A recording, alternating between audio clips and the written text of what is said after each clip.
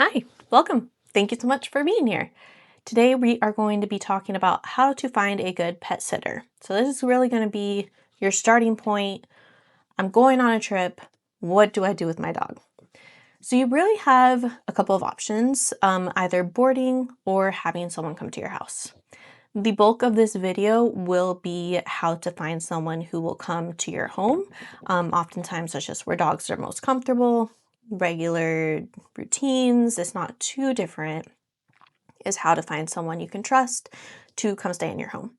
So that's going to be the bulk of the rest of the video, and if that's all you're interested in, you can kind of skip ahead. Otherwise, I do want to touch on what your other options are. So most of your other options are going to be boarding options. What does that mean? Boarding means that you are taking your dog to a place where they will be staying the duration of your trip. You pick them up when you come home. Everything's great.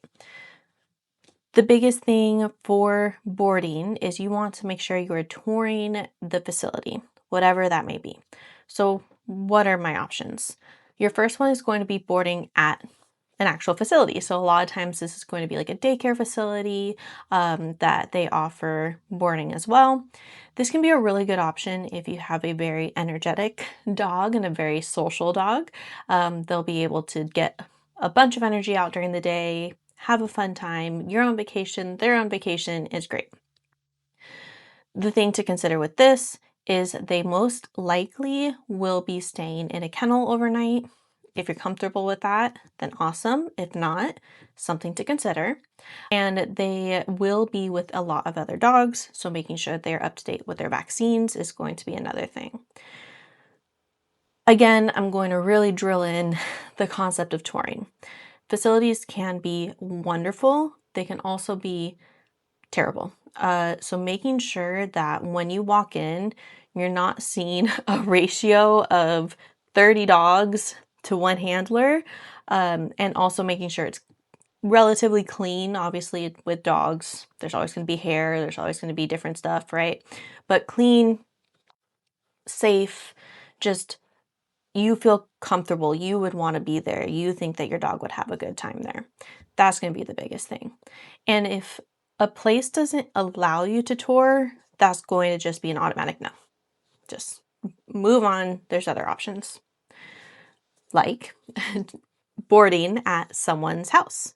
So some people run daycares and boarding out of their home.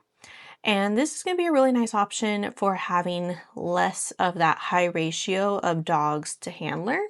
It'll also make sure that someone is basically with your dog at all times. So someone lives there at that house, they're with their own dogs, potentially if they have dogs of their own, so they'll be spending time with your dog. This can be a really nice option if you have a social dog, but also a dog that likes to just kind of chill, relax on the sofa. Once again, tour. Can I have a tour of where my dog will be staying, where they'll be eating, what their day-to-day will kind of look like? Touring someone's house isn't going to be as in depth. Obviously, they're not going to let you into every single bedroom, but making sure that they do allow you to see where your dog will be staying most of the time is going to be really important.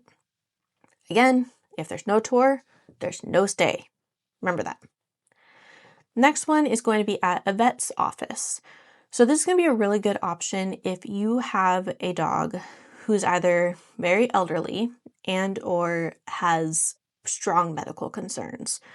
This is not going to be for a dog who is very hyper and playful, because for the most part, they're only going to get out for maybe an hour. It depends on your vet's office to have actual playtime. A lot of times it's only going to be with just a handler, not other dogs. This, I think, staying at a vet's office is going to be really specific to if you have an elderly dog and or a dog with medical needs. This will be really helpful if anything does happen while you're gone. Your dog is in the best possible place for care and immediate care, right? So that's something to consider. A lot of times they will just be spending most of their time in a room or a kennel. This is going to vary per vet. You can absolutely ask for not so much a tour, but can you show me where my dog will be staying? And you can kind of see how you feel about that. The last boarding option that I'm aware of. If you know of any more, please feel free to put them in the comments below so we can all help each other out, is going to be board and train. Board and train is going to be your most expensive option, but it can be really helpful, especially if you have maybe an adolescent dog, a high energy dog. Basically, this is a place where you leave your dog there for a week, whatever your trip is. They're going to have a little bit more of a structured time frame that they need the dog for the actual training part of it. For the most part, again, everyone's going to vary in what their policies are, but you leave your dog, they get trained, you go on vacation. It's kind of a win-win for everybody. Making sure you're touring. That's the theme of today's video, apparently. Making sure you tour the facility is going to be a huge one. The next one for this that you really, really, really want to make sure you're inquiring about are the methods. So what methods are they using for training? You don't want to leave your dog at a place where the methods are going to be very harsh and corrective. Positive reinforcement is really going to be the way to go. You want to make sure your dog is having a good time. You don't want to leave your dog somewhere just for them to have a terrible time and you're just worried about them, right? So making sure that you're comfortable with the methods that the board and train facility is using. So those are all of your boarding options. The next one is going to be in your home, so finding a pet sitter to come to your house. Within that, it's kind of broken down into two options. You can find someone who does overnights, so they stay in your home overnight, or just check-ins. If you have a pretty low maintenance dog that does their own thing, maybe they only need to do check-ins for breakfast, lunch, dinner, potty break, call it a day, right? So just really thinking about what are your needs, what are your dog's needs, so that you know what to look for and ask for in a pet sitter. So those are all your options. Now, what do I do? Step one, you're doing it. You're starting your research and you're starting in advance, which is exactly what you want to do. Wonderful job. Keep going. So start your research as well in advance as you can. Months ahead if possible, right? A lot of really good pet sitters will be booked up months in advance, especially if it's holiday time. So if you want to get ahead of it and find a really good person, make sure you're starting early if possible. If it's already like your trip's next week, you do what you can. But if you have the ability to start months in advance, that's going to be really golden. So how do I find someone? Start with what you know and who you know. Start with your friends, your family, your neighbor. Ask them who they've used in the past. Would they use them again? Would they not? Because that is just as important if they would not use this person again, to write them down on a list to not use.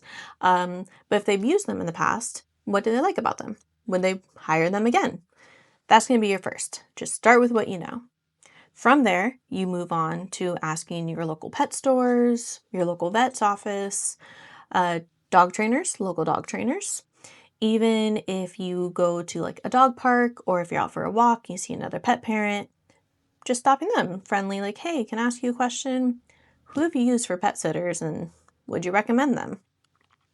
All these are going to be a really great way to kind of compile a list of people to reach out to. It's going to be really helpful if you see the same name on that list a few times, like your neighbor recommends the same person that your, local dog trainer recommended. That's going to be awesome because you know this person has been vetted for twice.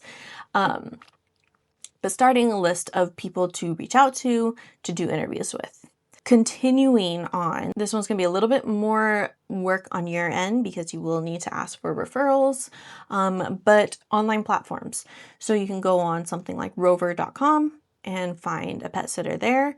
You can also even post on like Nextdoor or Facebook or something. Who have you guys used as pet sitters? I need a pet sitter. Who would you recommend? You're going to be bombarded with people. But again, this is just a really good way for you to kind of compile your list of who you should reach out to. If this is someone who wasn't a direct referral from someone you know, then asking this person, can you provide me referrals? How long have you been doing this? I actually have a complete video on questions to ask potential pet sitters. I'll go ahead and link that below and at the end of the video. That is definitely something you're going to want to do. Once you have your list of all these potential pet sitters, and you reach out to them, you want to be conducting interviews to make sure that they're the right fit, right? So that's how you can find different pet sitters in your area and be able to kind of weed out who's best for you. In the meantime, I actually recommend writing out your day-to-day schedule. What does your routine look like? What are your needs? What are your dog's needs? What are you looking for in someone? If they have a very strict schedule and every couple of hours they need something, that's going to really help you decide what you're looking for in a pet sitter. You can't necessarily hire someone who has a job, a full-time job or goes to school because you need this person to be at your house working with this dog every couple of hours. So maybe you're better off hiring someone who works from home, who can bring their laptop to your house to get work done, but also keep an eye on your dog, especially if you have like a puppy or something, right?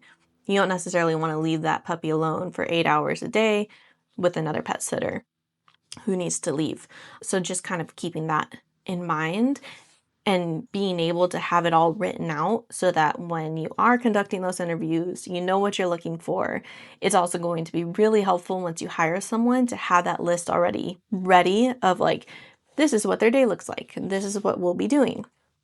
And making sure that the pet sitter is on board, communication is, going both ways. You're good, they're good, everyone's happy. So once you have your list ready, you can start reaching out to people and start doing little interviews. Interviews can be over the phone, they can be in person, they can be on Zoom or any other, video platform. Just starting that conversation, starting that dialogue, and looking at how does this person communicate? Do they communicate well? Do they, getting back to me within a timely manner? And going from there. The biggest thing is definitely going to be your comfort level. Are you happy with how this person speaks with you? Are they experienced in whatever it is that you need? Just really go with your gut. Trust your gut on it and make sure that you're happy and comfortable because you want your dog to be happy and comfortable. A good pet sitter is going to love your dog almost as much as you do and respect your home almost as much as you do. So just making sure that you're being picky about it because it's okay to be picky about this. And if you have any questions or if you have any recommendations, anything I missed, please, please, please do put it down below so we can help each other out. We've all needed a pet sitter at some point. So if we can all help each other, that would be awesome. Build a little community. And yeah, I'll see you guys in my next video. Thanks.